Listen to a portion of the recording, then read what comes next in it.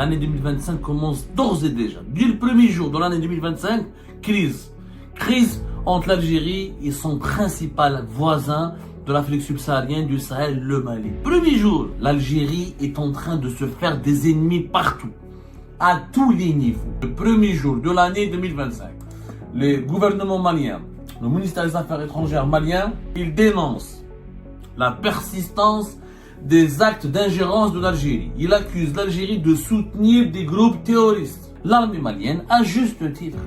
Je ne comprends pas comment le régime algérien n'arrive pas, ou le dirigeant algérien n'arrive pas à comprendre la légitimité des actions de l'armée malienne. L'armée malienne, elle se bat légitimement pour la protection de son territoire. Et quand le Mali attaque et dénonce l'Algérie, moi je crois que la presse algérienne dit ah non, c'est le Maroc qui manipule le Mali. Aïe wallah.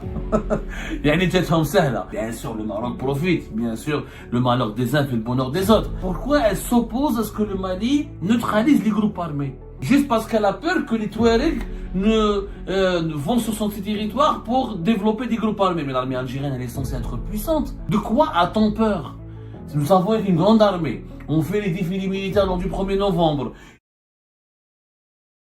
L'année 2025 commence d'ores et déjà. Dès le premier jour de l'année 2025, crise. Crise entre l'Algérie et son principal voisin de l'Afrique subsaharienne, du Sahel, le Mali. Premier jour, crise, conflit. Ça nous incite à réfléchir. À la fin de cette émission, j'espère que vous allez déduire, ou là vous allez arriver à la conclusion à laquelle je suis arrivé, ou là la conclusion à laquelle moi je suis arrivé depuis pratiquement 2 ans, et la prise de conscience à laquelle j'appelle depuis maintenant 2 ou 3 ans. Et il faut absolument un changement urgent au niveau de notre politique régionale. L'Algérie est en train de se faire des ennemis partout, à tous les niveaux, Le Mali et Jema'a, c'est pas n'importe quoi. Le Mali et l'Algérie, c'est une histoire millénaire. Le Mali et l'Algérie, on partage plusieurs centaines de kilomètres de frontières, plus exactement 1300 km. 1300 km, 1329 km. C'est l'un de nos voisins les plus importants. Le Mali, le 1er janvier 2025, le premier jour de l'année 2025, le gouvernement malien, le ministère des Affaires étrangères malien, a publié un communiqué dans lequel il dénonce la persistance des actes d'ingérence de l'Algérie. Il accuse l'Algérie de soutenir des groupes terroristes. C'est quand même assez grave. C'est assez grave. Le communiqué, il est très très grave. Les attaques contre le régime algérien de la part des autorités maliennes, de l'actuel gouvernement de transition, c'est un gouvernement de transition, dirigé par des militaires. Vous savez que le Mali, depuis août 2020, est dirigé par des militaires, et que depuis 2021, c'est le colonel Assimi Goïta qui est à la tête de l'État, qui est chef d'État par intérim, entre guillemets, mais c'est l'homme fort du Mali, que le Mali, depuis 2020, a rompu ses relations avec la France et l'Occident, et s'est retourné vers la Russie, et la Russie appuie militairement les efforts de l'armée malienne. Ils sont en train de restructurer et de renforcer leur armée pour retrouver l'intégrité territoriale de leur pays, et pour protéger leur souveraineté nationale. Il faut savoir que depuis 2011-2012, le Mali fait l'objet est le théâtre de plusieurs conflits armés qui opposent à la fois l'armée malienne et les forces armées maliennes à des groupes séparatistes Touareg dans le nord du pays. Les fameuses forces des groupes armés de l'Azawad qui ont réclamé en 2012 l'indépendance de ce territoire du nord du Mali qui est peuplé par la minorité Touareg. Et aussi, en parallèle, depuis 2014-2015, l'émergence de plusieurs groupes armés islamistes terroristes reconnus par la communauté internationale comme étant des groupes terroristes. Certains de ces groupes armés terroristes sont affiliés à Al-Qaïda, d'autres sont affiliés à l'État islamique, à Daesh. Donc le Mali est une mosaïque de groupes armés, et chaque groupe armé, chaque tendance veut imposer l'ordre de conquérir le maximum de portions du territoire malien. L'armée malienne, à juste titre. Je ne comprends pas comment le régime algérien n'arrive pas, ou le dirigeant algérien n'arrive pas à comprendre la légitimité des actions de l'armée malienne. Est-ce que nous, les Algériens et les Algériennes, on aurait accepté que notre pays soit dominé, occupé, ou là, pris d'assaut, ou là, il sert de foyer de prospérité ou là, de développement pour des groupes armés ou des séparatistes ou des groupes armés terroristes? quel est le pays qui accepte que son territoire soit occupé partiellement ou même partiellement, intégralement, que des portions entières de son territoire soient occupées par des groupes armés islamistes ou là même des séparatistes. Mais aucun État ne va l'accepter. Aucun État au monde, ni l'Algérie, ni aucun État au monde. L'armée malienne, elle se bat légitimement pour la protection de son territoire. Il y a un problème touareg qui dure depuis très longtemps, mais l'indépendance de l'Azawad n'est pas soutenue par la communauté internationale. L'intégrité du territoire malien est une nécessité reconnue par la communauté internationale et par l'ONU. Aucune puissance mondiale ou régionale, ni l'Union africaine, personne ne souhaite la division du Mali. L'Algérie non plus. L'Algérie a un accord de paix de 2015 qui permet justement, normalement, un désarmement de ces milices armées et un processus politique qui permet aux Touaregs de bénéficier de certains droits. Sauf que les Touaregs n'ont jamais posé les armes. Ils ont pris des villes entières. La ville de Kidal, par exemple, et elle a été dominée pendant pratiquement 10 ans. Depuis 2013, elle a été 2013-2014, elle était sous la coupe, dirigée par des groupes armés séparatistes. Est-ce que l'Algérie accepterait que Taman al-Assad ou Janet soient dirigés par des groupes touaregs séparatistes? Aucun État, quel pays, la Tunisie, la Libye, l'Égypte, a-t-on un pays au monde, donnez-moi un seul pays au monde qui accepterait qu'une ville, qu'une région entière soit contrôlée par des groupes armés? Les militaires maliens, quand accédé au pouvoir, ils ont appliqué une nouvelle doctrine. Nous ne dialoguons pas. Ils ont affirmé qu'ils ne veulent pas dialoguer avec des personnes qui ont des groupes armés, qui ont pris les armes et qui réclament des actions qui défendent des actions séparatistes ou qui remettent en cause l'intégrité du territoire du Mali. Que les Touaregs veulent faire de la politique, c'est acceptable, mais que les Touaregs veulent faire de la lutte armée, ce n'est pas acceptable, d'autant plus qu'au sein du problème touareg, il est très complexe. Et l'Algérie ne le résume pas comme il le faut, et aucun média algérien ne raconte réellement ce qui se passe. Donc, chez les Touaregs, c'est un ensemble de groupes. Ils ont une alliance qui s'appelle la CSP-DPA. C'est une alliance, le cadre stratégique permanent, qui regroupe un nombre incalculable de groupes armés touaregs. Les groupes armés touaregs se composent, se créent, se dissolvent, etc.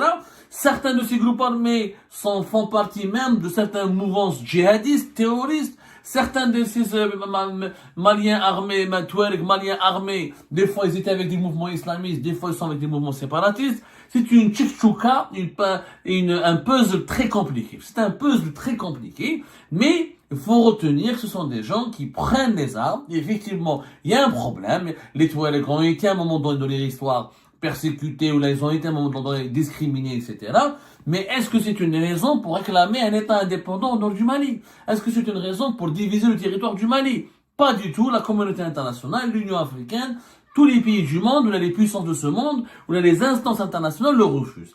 Il faut savoir que les militaires maliens ont décidé de ne plus reconnaître l'accord d'Alger de 2015. Ça, c'est depuis 2024, depuis même 2023, ils ont dénoncé l'accord. Ils veulent plus dialoguer avec les groupes armés. Et grâce au soutien de la Russie et des militaires de Wagner, et des paramilitaires de Wagner, ils ont décidé donc de mener une lutte acharnée. Depuis le 25 janvier 2024, ils reconnaissent plus l'accord d'Alger. Ou d'ailleurs, une lutte acharnée. Et en 2023, ils ont repris pas mal de villes, de régions importantes au nord du Mali. Le 14 novembre 2023, ils ont repris la ville de Kidal, qui était encore une fois pendant 10-11 ans sous la domination de groupes armés séparatistes. Et les Maliens, les militaires maliens ont décidé à la fin de l'année 2024 de récupérer une dernière région qui est située à la frontière de l'Algérie, qui s'appelle Tezawatin. Tezawatin, il y a deux Tezawatin. Il y a la Tezawatin dans la wilaya de Ingizem, l'extrême sud algérien, et à 9 km, 10 km au-delà des frontières avec le Mali, la Tezawatin malienne, qui est peuplée par presque 20 000 habitants et qui est une bourgade, une ville essentiellement touareg. Et les séparatistes touaregs ne veulent pas remettre les armes, ils ne veulent pas céder, ils veulent absolument la contrôler, la diriger. Ils n'ont pas été élus par la population locale, il n'y a pas eu de processus politique, ils veulent garder les milices, leurs armes et leurs unités de combat. Il y a eu des combats en juillet 2024, fin juillet 2024, les séparatistes touaregs appuyés par un groupe armé terroriste, ce qu'on ne dit pas. On ne le raconte pas en Algérie. C'est que les combats qui ont mené vers la mort d'une plusieurs dizaines d'éléments de Wagner et des soldats maliens, il y a eu un groupe terroriste qui a participé à cette action avec les Touaregs rebelles qui sont séparatistes. Parce qu'il y a les Touaregs séparatistes et les Touaregs djihadistes. Il y a des Touaregs qui sont membres du groupe de soutien à l'islam et aux musulmans, qui fait partie de l'idéologie de l'État islamique. Ils ont le groupe de soutien à l'islam et aux musulmans, qui est une organisation terroriste, classée par la communauté internationale comme terroriste, et qui est née dans la fusion d'Ansar Din avec les forces d'Al-Qaïda au Maghreb, dans le Sahel, et c'est plus Al-Qaïda que Daesh, mais en tout cas, les alliances changent tout le temps. Donc, il y avait des éléments terroristes, islamistes, qui ont participé au combat contre l'armée malienne. Ce ne sont pas que il n'y a pas que les Touaregs séparatistes et indépendantistes. Donc, comme c'est extrêmement compliqué, cette situation est très dangereuse pour toute la région, l'armée malienne, elle mène des assauts, elle utilise des drones, appuyée par les efforts de l'armée russe. L'Algérie, sa position, elle est contre cette offensive militaire. L'Algérie, les problèmes avec l'Algérie ont commencé 2023-2024, lorsque l'Algérie a essayé de convaincre les dirigeants militaires maliens de ne pas s'attaquer au groupe armé Touareg. L'Algérie, officiellement, elle milite pour des pourparlers. Mohamed, est-ce que l'Algérie accepterait de négocier avec des groupes armés? Nous avons l'Algérie à l'époque de la décennie noire. On a commencé à négocier avec les groupes, l'armée islamique du Salut, les autres islamistes armés, qu'au bout de plusieurs victoires tactiques et opérationnelles. Après 10 ans de guerre. Et pourquoi on demande aux Maliens de négocier avec des groupes armés qui ont des incohérences avec des djihadistes? Les Maliens, on négocie pas. Je neutralise celui qui, lorsqu'ils vont déposer les armes, etc., ce jour-là, j'accepte de négocier. Moi, leur attitude, je pense qu'elle est compréhensible, elle est légitime. Ça ne veut pas dire que ces militaires maliens sont tout miel, tout sucre, mais ils ont le droit, encore une fois, de défendre la sécurité nationale de leur pays. Ils ont le droit de défendre l'intégrité territoriale de leur pays. L'Algérie ne l'entend pas, le régime algérien actuel ne l'entend pas de cette oreille. Ne l'entend pas de cette oreille, et donc, qu'est-ce qui se passe? Les problèmes politiques entre les deux pays s'aggravent. Le Mali accuse régulièrement l'Algérie de soutenir ces mouvements terroristes. Ça a été le cas déjà en janvier 2024. Ça a été le cas en septembre. Le colonel Choguel Maïga, qui était Premier ministre du Mali, fin septembre 2024, à partir de l'Assemblée Générale des Nations Unies, devant tous les membres, devant tous les États du monde, membres des Nations Unies, a accusé l'Algérie de soutenir des mouvements terroristes. Il a qualifié les dirigeants algériens d'énergumènes. Il s'en est pris énormément et violemment avec l'Algérie. Cette fois-ci, c'est parti encore plus loin, puisque les autorités maliennes ont réagi à des propos du ministre algérien des Affaires étrangères, Ahmed Attaf. Voilà ce que dit le communiqué officiel du ministère malien des Affaires étrangères. Les propos du ministère algérien des Affaires étrangères illustrent la teneur... voilà, je vous résume, parce que le communiqué est lent, je ne vais pas vous le lire, mais les autorités maliennes ont dénoncé la proximité et la complicité de l'Algérie avec les groupes terroristes, qui déstabilisent le Mali, et elle accuse, voilà, enfin, le passage. Les propos du ministère algérien des Affaires étrangères illustrent la teneur du communiqué 064 du 25 janvier 2024 par lequel le gouvernement de transition dénonçait déjà la proximité et la complicité de l'Algérie avec les groupes terroristes qui déstabilisent le Mali et qui a offert le gîte et le couvert en contrôlant leurs actions criminelles contre les populations civiles maliennes au Sahel. C'est quand même assez grave. Assez grave, comme quelques extraits complets, parce que les Algériens n'arrivent pas à imaginer la gravité de la situation actuelle, des tensions avec notre voisin le Mali. Visiblement, les succès indéniables des forces armées de sécurité du Mali ainsi que la pression exercée sur des groupes terroristes soutenus par l'Algérie ont du mal à passer chez certains responsables algériens, nostalgiques d'un passé révolu. Le ministre des Affaires étrangères malien exprime sa vive préoccupation suite à la persistance de certaines autorités algériennes à poursuivre les actes d'ingérence dans les affaires intérieures de la République du Mali, empreints de paternalisme et de condescendance et de mépris. C'est comme grave. C'est des accusations très graves. Le Mali à travers un membre, alors, Le ministère des Affaires étrangères malien condamne avec la dernière vigueur cette nouvelle ingérence de l'Algérie dans les affaires intérieures du Mali. À travers un membre du gouvernement algérien, il rappelle que les options stratégiques pour la lutte contre les groupes armés terroristes, soutenus du reste par des sponsors étatiques étrangers, relèvent exclusivement de la souveraineté du Mali. En la matière, le Mali n'est ni demandeur, ni preneur de leçons de la part de l'Algérie, qui a conduit dans un passé récent, en toute souveraineté, sa lutte contre le terrorisme.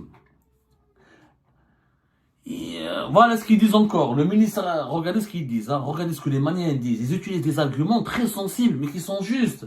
Le ministre des Affaires étrangères et de la coopération internationale malien invite ainsi l'Algérie à recentrer son énergie sur la résolution de ses propres crises et contradictions internes, y compris la question kabyle, et à cesser de faire du Mali un levier de son positionnement international. C'est grave. Et les Maliens, les militaires maliens, ils disent, vous les militaires algériens aussi, ils ont lutté contre le terrorisme durant la décennie noire. Est-ce que l'Algérie, durant la décennie noire, aurait accepté qu'un pays étranger lui dise « Ah non, il ne faut pas lutter contre les islamistes, non. Il ne faut pas lutter contre les groupes islamistes armés. Il faut dialoguer avec eux, il faut les accepter, il faut les intégrer au jeu. » Il y a eu un dialogue, il y a eu une réconciliation nationale, jusqu'à 2003-2004, quand il y a eu des succès militaires importants, quand les islamistes ont accepté de poser les armes. Là, le gouvernement malien fait référence à la Kabylie. Est-ce que l'Algérie aurait accepté que des milices armées kabyles dominent ou se forment et prennent le territoire, prennent la Kabylie en otage? Ils veulent créer un État indépendant. Jamais personne ne l'aurait accepté. Ni les Kabyles, ni les institutions de l'Algérie, ni l'armée algérienne, ni aucun Algérien. Donc pourquoi on n'arrive pas à comprendre la volonté légitime du Mali de lutter, de neutraliser ces groupes armés? Alors, bien sûr, ces graves accusations de l'Algérie, ça pue sur quoi? Ces graves accusations du Mali contre l'Algérie, ça pue sur quoi? L'Algérie, récemment, au mois de décembre 2024, elle a menacé, elle a parlé avec la Russie. Il y a eu une médiation russe entre le Mali et l'Algérie, avec les forces maliennes. L'Algérie a dit non, elle a refusé, elle a menacé le Mali si les forces armées maliennes allaient libérer Tinzaouaten. Pour l'Algérie, pour elle ne veut pas de guerre à ses frontières. C'est légitime. L'Algérie, qu'est-ce qu'elle craint? Elle craint une forte affluence des réfugiés Touareg sur son territoire. Et ce qu'elle craint que les groupes armés de Touareg, quand ils sont chassés par l'armée malienne, l'Algérie ne veut pas se retrouver avec des groupes armés Touareg qui menaceraient son territoire ou qui essaient de se réfugier ou de s'établir sur son propre territoire. L'Algérie, pour sa sécurité nationale, pour sa stabilité, pour son unité nationale, elle n'a pas envie de se retrouver en train de subir les conséquences de la guerre avec les groupes Touareg. C'est légitime de sa part. Sauf que une solution existe. Pourquoi l'armée algérienne et l'armée ne s'allient pas avec les armées maliennes pour neutraliser ce qui doit être neutralisé et pour forcer les autres mouvements radicaux Touareg à accepter le dialogue? Au lieu de cela, l'Algérie, qu'est-ce qu'elle veut? Elle veut forcer le Mali à accepter qu'un certain territoire, qu'une bande du territoire malien soit dominée ou soit contrôlée par les militaires Touareg, et par les forces armées Touareg, et qu'il y a des forces armées Touareg qui soient indépendantistes ou les djihadistes, il faut que les militaires maliens dialoguent avec eux pour leur donner des concessions, pour les intégrer à la vie politique malienne. Donc qu'est-ce qui s'est passé? Après avoir libéré en novembre 2023 Kidal, les forces armées maliennes voulaient libérer Tinzaouaten, qui est la dernière grande ville de la région Touareg au nord du Mali. L'Algérie a dit non. Et fin octobre 2024, la Russie a fait la médiation et elle a convaincu les forces armées maliennes de ne pas aller jusqu'à Tinzaouaten parce que ce serait tout près des frontières algériennes et que ça va avoir un impact direct sur la sécurité de l'Algérie. La Russie, normalement, elle a réglé ce problème. Sauf que les Maliens ne l'ont pas accepté facilement parce que pour eux, Tinzaouaten, c'est une ville malienne. Ils ont le droit de la contrôler et de la reprendre et de la conserver dans le giron de l'unité nationale. Et de deux, l'Algérie refuse toujours de reconnaître la légitimité des actions des forces armées maliennes. Et l'Algérie continue de dialoguer, d'héberger et de lancer des pourparlers avec les représentants des groupes armés Touareg. où là, les leaders des groupes armés Touareg qui rentrent sur le territoire algérien, ils parlent avec l'Algérie, sont accueillis par les autorités algériennes, et c'est sans parler que les plus importants opposants aux militaires maliens trouvent refuge en Algérie, comme c'est le cas de l'imam Mohamed Mahmoud Deko, qui même dispose, Mahmoud Deko, c'est l'équivalent, c'est le parrain c'est un islamiste assumé, et c'est c'est le parrain d'un mouvement d'opposition qui contre la transition menée par les militaires au Mali et qui vit essentiellement à Alger et qui travaille même à la grande mosquée d'Alger depuis 2024. Imam un poste honorifique à la grande mosquée d'Alger. Comment voulez-vous que les militaires maliens l'acceptent? C'est une politique hostile au Mali que mène l'Algérie, et quand le Mali attaque et dénonce l'Algérie, moi je crois que la presse algérienne dit ah non, c'est le Maroc qui manipule le Mali. Ah wallah. يعني جاتهم سهله. قال لك j'ai lu tout sur l'Algérie. Ils ont accusé que il y a la situation, voilà.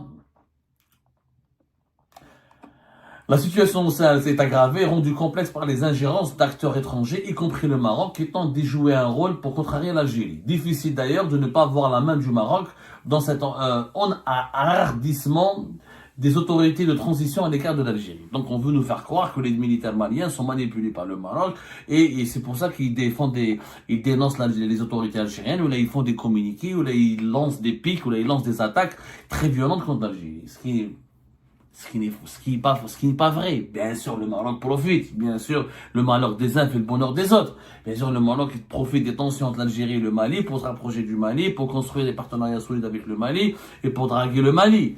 Mais c'est l'Algérie qui a transformé les dirigeants maliens actuels depuis 2023. On est dans une crise. Depuis la fin de l'année 2023, on est dans une situation de conflit. Et ce conflit profite aux adversaires, aux rivaux de l'Algérie qui sont le Maroc. Mais pourquoi ne pas se réconcilier avec le Mali? Pourquoi ne pas accepter une légitimité? Les Maliens n'ont pas demandé une partie du territoire algérien. Les Maliens n'ont pas demandé l'impossible. Ils demandent juste à ce que leur territoire soit contrôlé par leur armée. Les accords d'Alger ne sont plus applicables. Le Mali maintenant il est soutenu par la Russie, il est militairement soutenu, il a construit une alliance avec le Burkina Faso et le Niger pour une alliance des États du Sahel. C'est des États maintenant souverainistes et qui sont jaloux de leur indépendance nationale, qui sont solidaires entre eux. Aujourd'hui, l'Algérie, quand elle a un problème avec le Mali, elle a un problème avec les deux autres pays du Sahel. D'ailleurs, le communiqué de la diplomatie malienne, il précise très bien, le ministère malien réitère la détermination du Mali, engagé avec le Burkina Faso et la République du Niger dans la confédération des alliances des États du Sahel, à éradiquer le terrorisme sous toutes ses formes. C'est quand même légitime. L'Algérie serait gagnante d'être le partenaire privilégié, d'être l'interlocuteur privilégié des États du Sahel. Pourquoi elle se met en porte-à-faux? Pourquoi elle s'oppose à ce que le Mali neutralise les groupes armés? Juste parce qu'elle a peur que les Touaregs vont sur son territoire pour développer des groupes armés. Mais l'armée algérienne, elle est censée être puissante. Si les groupes séparatistes Touareg veulent utiliser notre territoire, on peut normalement les neutraliser, on peut normalement les combattre. De quoi a-t-on peur? Nous avons une grande armée. On fait les défilés militaires lors du 1er novembre. Et on crie Gaza, Gaza, Gaza. Si on est prêt à intervenir à Gaza, l'armée algérienne elle est censée être prête aussi à intervenir au sud de l'Algérie, au sud de notre pays, pour protéger notre territoire, éventuellement contre des groupes armés séparatistes qui chassés du Mali, voudraient rester en vie ou se développer sur le territoire algérien. Ça n'a aucun sens, cette crise avec le Mali. C'est un problème gratuitement créé, méchamment créé. C'est comme si on est en train de se tirer une balle dans le pied. C'est un voisin important qui lutte légitimement contre les groupes armés terroristes. On doit les soutenir.